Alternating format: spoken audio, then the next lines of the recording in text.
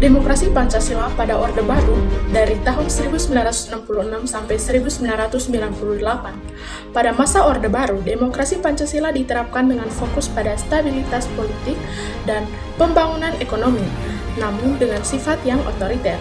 Presiden Soeharto memusatkan kekuasaan di tangan eksekutif, dengan Golkar mendominasi politik. Partai-partai oposisi dibatasi, kebebasan berpendapat dikendalikan, dan media berada di bawah pengawasan ketat. Pemilu cenderung tidak bebas, dengan hasil yang sudah diprediksi.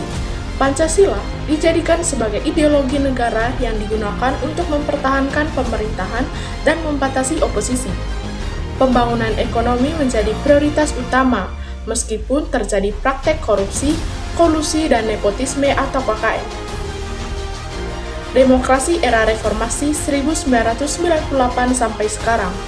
Setelah jatuhnya Soeharto pada tahun 1998, Indonesia memasuki era reformasi yang menandai peralihan ke sistem demokrasi yang lebih terbuka. Yang pertama, pemilu langsung. Pemilu pertama pasca reformasi pada 1999 memungkinkan rakyat memilih presiden secara langsung. Yang kedua, desentralisasi.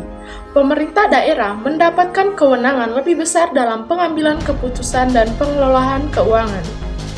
Yang ketiga, penguatan lembaga demokratis. Lembaga-lembaga seperti DPR, KPK, KPU, dan MK diperkuat untuk meningkatkan transparansi, akuntabilitas, dan pemberantasan korupsi. Berikutnya, kebebasan pers dan HAM.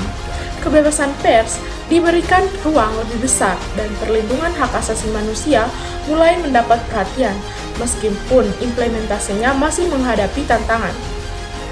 Contoh waktu priorisasi demokrasi.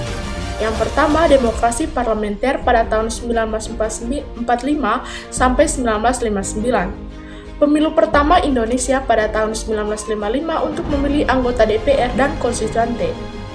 Yang berikutnya yakni demokrasi terpimpin pada tahun 1959 sampai 1966. Dekret Presiden Soeharto pada tahun 1959 yang mengakhiri sistem parlementer dan kembali ke Undang-Undang Dasar 1945. Orde Baru 1966 sampai 1998. Pemilu pertama Orde Baru diadakan pada tahun 1971 dan berlangsung hingga 1998 dengan dominasi Golkar. Berikutnya, era reformasi pada tahun 1998 sampai sekarang. Pemilu pertama pasca reformasi pada tahun 1999 dengan pemilu langsung pertama untuk memilih presiden pada tahun 2004. Secara keseluruhan, Indonesia melalui proses transisi panjang dalam perkembangan demokrasinya, dari sistem yang otoriter pada masa Orde Baru menuju demokrasi yang lebih terbuka dan partisipatif pada era reformasi.